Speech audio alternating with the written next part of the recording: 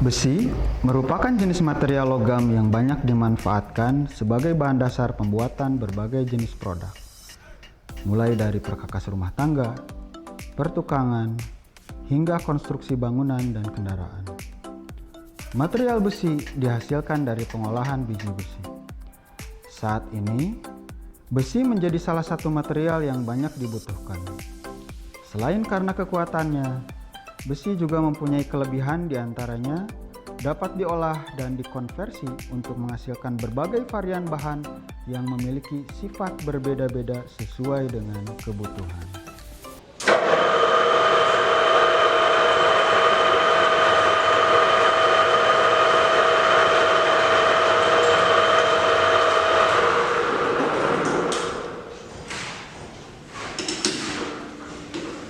Assalamualaikum.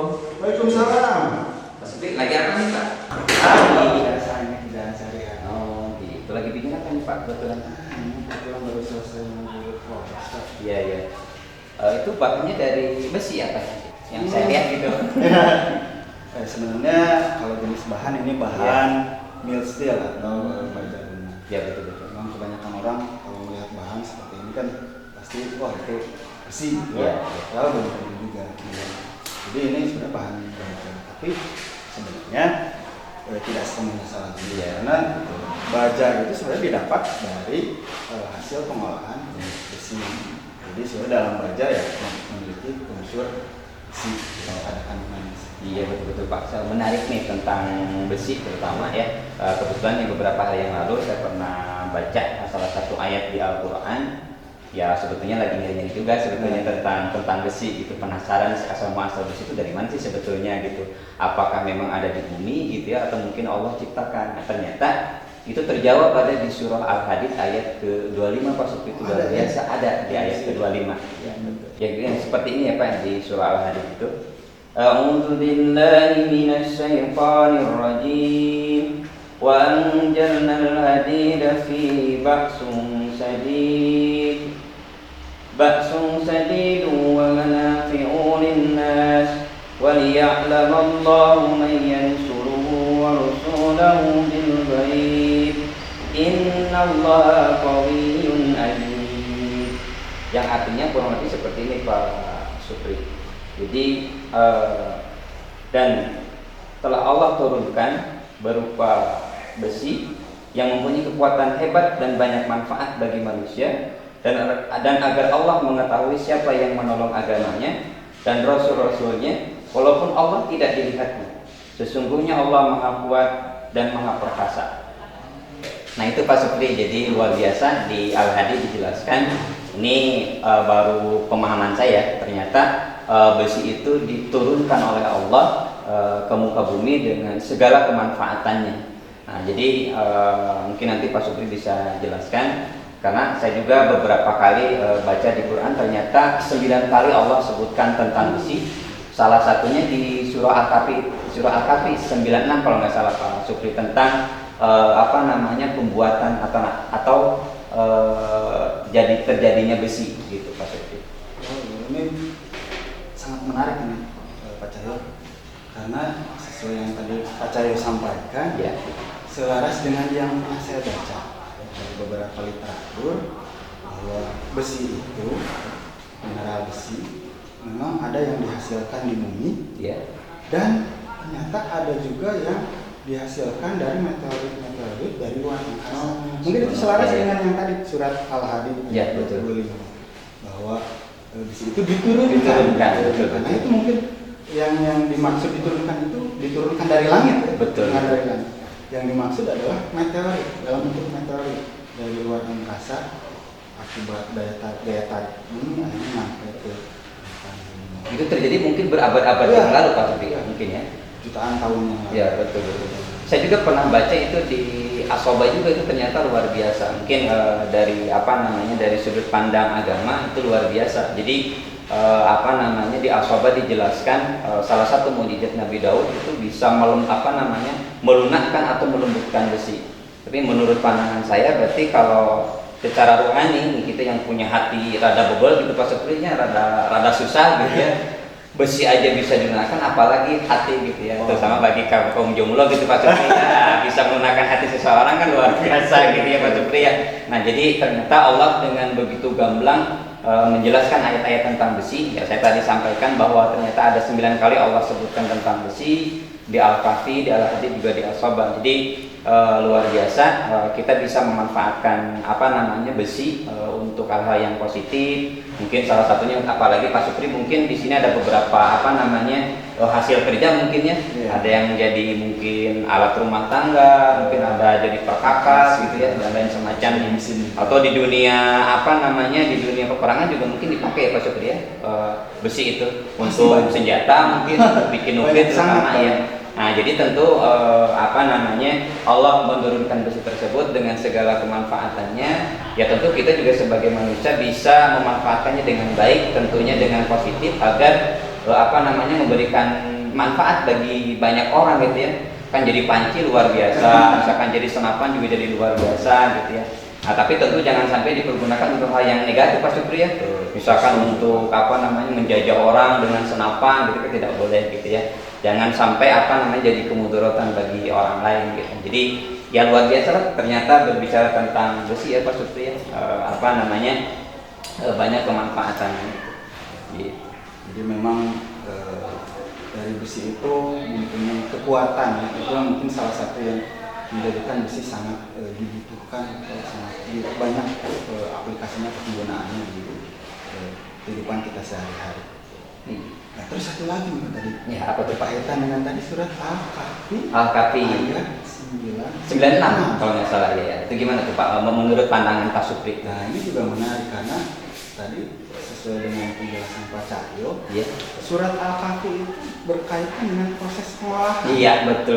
Proses pengolahan besi, ya betul. Pengolahan besi. Karena memang untuk menghasilkan bahan baja yang kita gunakan sehari-hari, misalkan, itu memang melalui beberapa tahap pengolahan.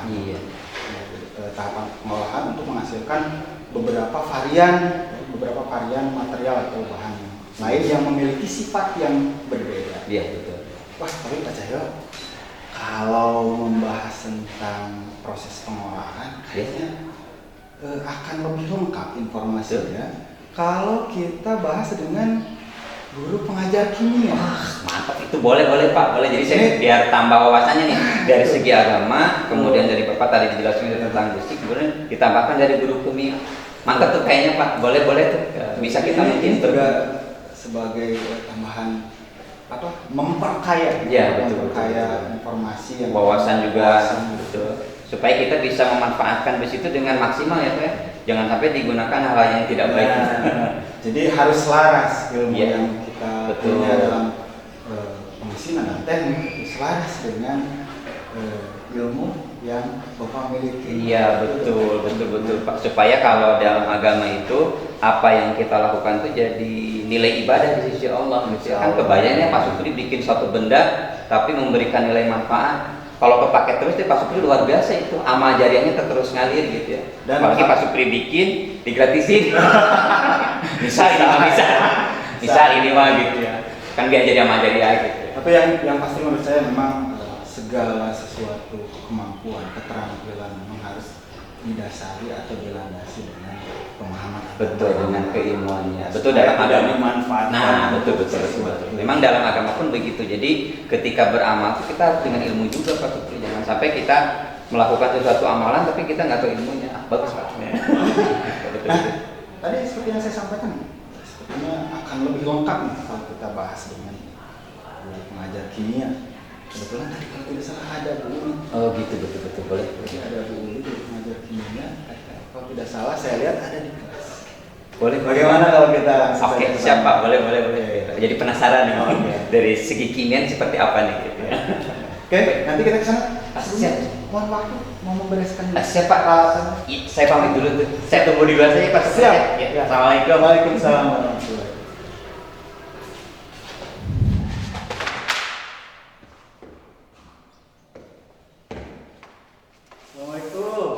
Waalaikumsalam warahmatullahi wabarakatuh. Uli, apa kabar? Alhamdulillah baik, Pak Pri. Pak Cahyo, tumben nih ada apa? Lagi sibuk nggak Bu?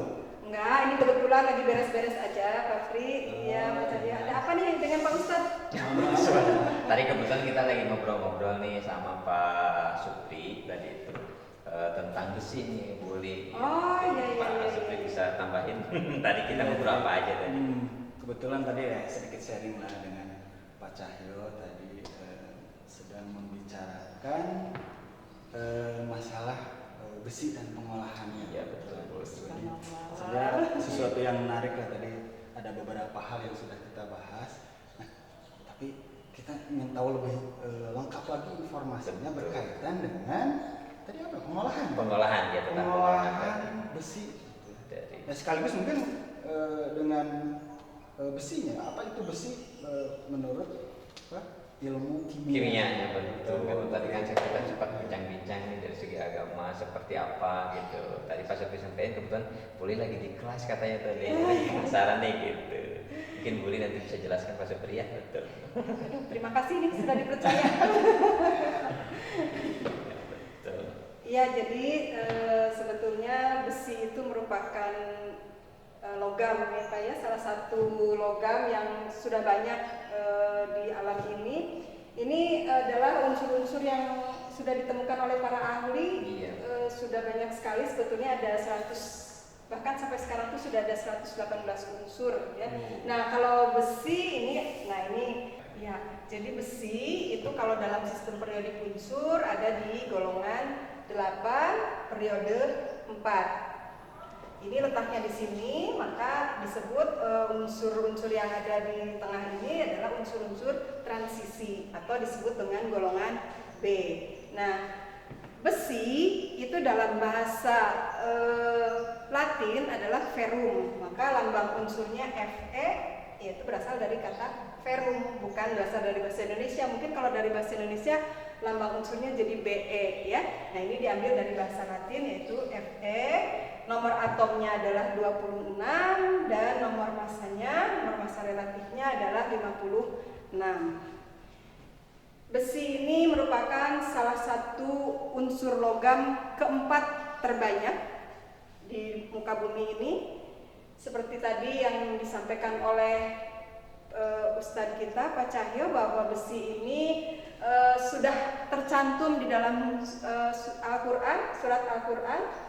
Nah, itu makanya sesuatu ilmu itu selalu berkaitan dengan yang namanya agama.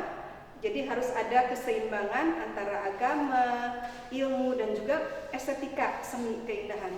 Kenapa? Karena di dalam kehidupan, kalau kita berpedoman pada ilmu, maka hidup ini akan jadi mudah.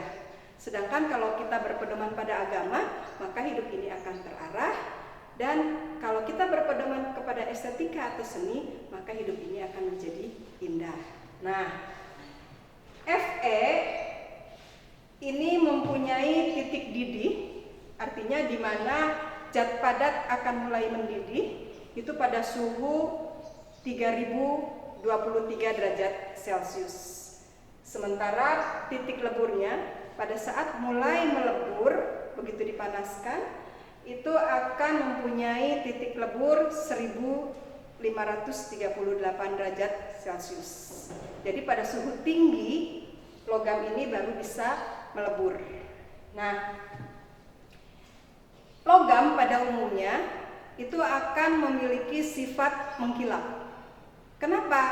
Karena logam ini memiliki elektron yang bergerak bebas, sehingga pada saat terkena cahaya akan menimbulkan elektron-elektron itu memancarkan cahaya. Nah, itulah yang dapat diamati oleh kita bahwa logam pada umumnya bersifat mengkilap.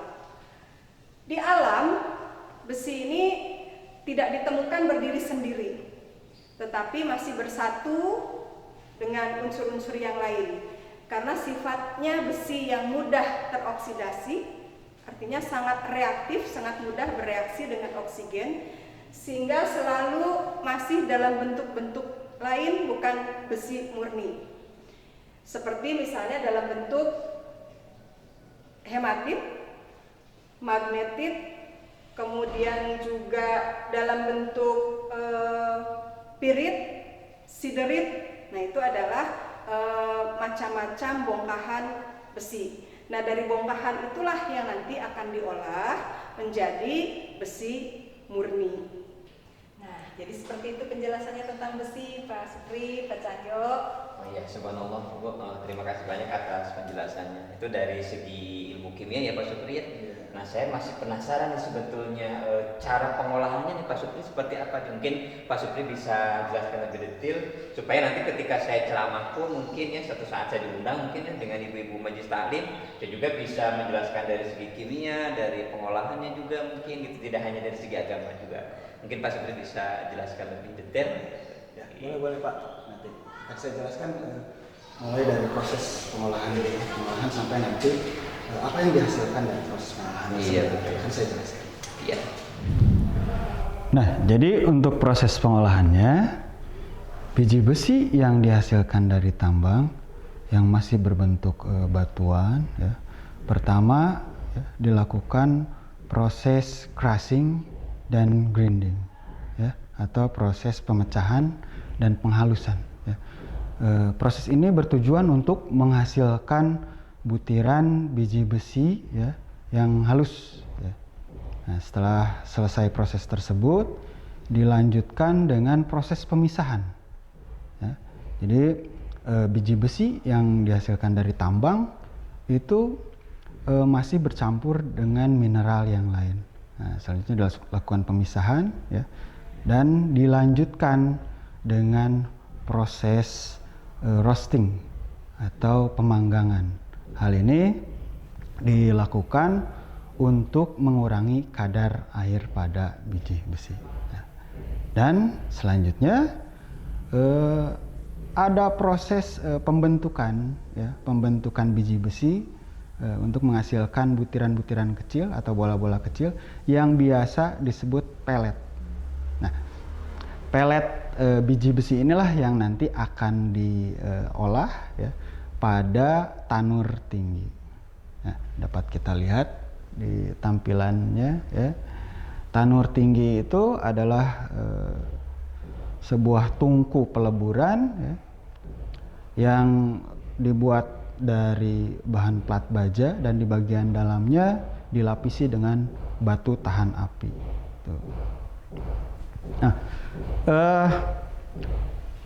biji besi yang sudah siap ya, yang sudah siap untuk diolah ya, selanjutnya dicampur dengan bahan tambah lain ya, yaitu yang pertama ada kokas ya. Kokas ini berfungsi sebagai bahan bakarnya. Kemudian yang selanjutnya batu kapur. Kalau batu kapur itu berfungsi sebagai pengikat unsur pengotor pada biji besi. Nah, kemudian setelah dimasukkan ya, ketiga bahan tersebut, kemudian di bagian bawah tanur itu terdapat pipa-pipa pancar. Ya, pipa pancar ini terhubung ke bagian dalam dari tanur. Fungsi pipa pancar ini untuk mengalirkan atau untuk menghembuskan udara panas ya, yang berfungsi untuk menghasilkan proses pembakaran. Tuh.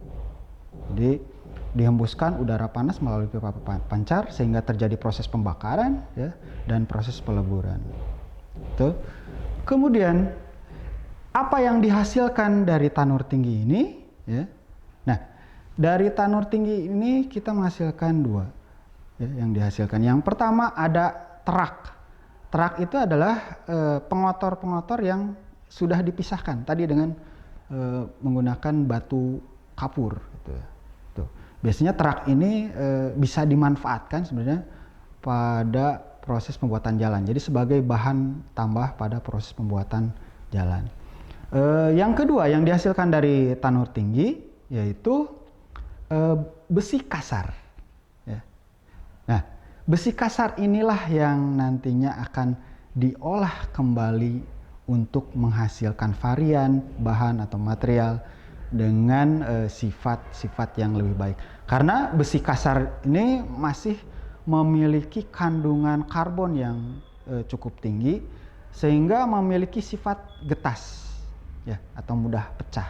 Sehingga untuk mendapatkan sifat yang lebih baik, misalkan sifat mampu tempa ya, lebih keuletan yang lebih baik gitu ya, maka harus diproses ulang ya. Dilakukan proses lanjutan. Nah, selanjutnya diproses sehingga nantinya akan menghasilkan berbagai varian bahan dari mulai baja karbon, baja paduan dan lain sebagainya. Nah, pada proses ya, pengolahan besi di tanur ya, itu sebenarnya terjadi beberapa reaksi kimia. Ya. Nah, untuk penjelasan tentang reaksi kimianya, ya, nanti Bu Uli lagi yang akan menjelaskan, ya, bagaimana apa saja reaksi kimia yang terjadi ya, di dalam tanur selama proses peleburan. Jelaskan bagaimana pengolahan besi yang seperti disampaikan tadi oleh Pak Supri. Secara reaksi kimianya mau Ibu jelaskan tahap demi tahap, ya ini berkaitan dengan reaksi redoks, reduksi dan oksidasi. Pada tahap pertama adalah reaksi pembakaran antara karbon dengan oksigen akan menghasilkan gas karbon dioksida. Pada proses ini diperlukan suhu yang sangat tinggi, yaitu 1900 derajat Celcius. Proses yang terjadi ini yang disebut dengan reaksi oksidasi. Selanjutnya, karbon dioksida tadi akan bereaksi dengan karbon kembali, kemudian akan menghasilkan gas karbon monoksida. Nah, di sini terjadi penurunan suhu menjadi 1300 derajat Celcius. Nah, ini pada tahap pemanasan karbon. Selanjutnya, biji besi yang akan diolah itu berupa hematit, akan bereaksi dengan karbon monoksida yang dihasilkan tadi, kemudian menghasilkan yang disebut dengan magnetit dan gas CO2.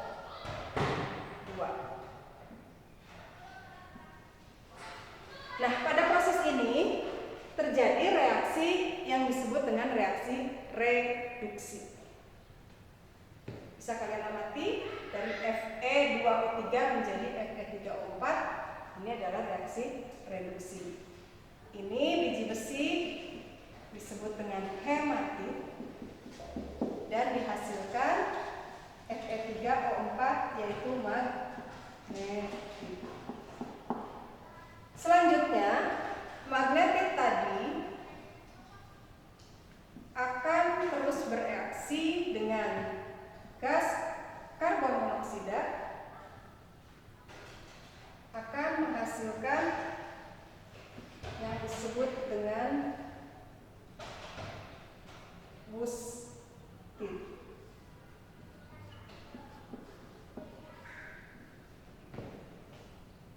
Ini yang disebut dengan wusstit.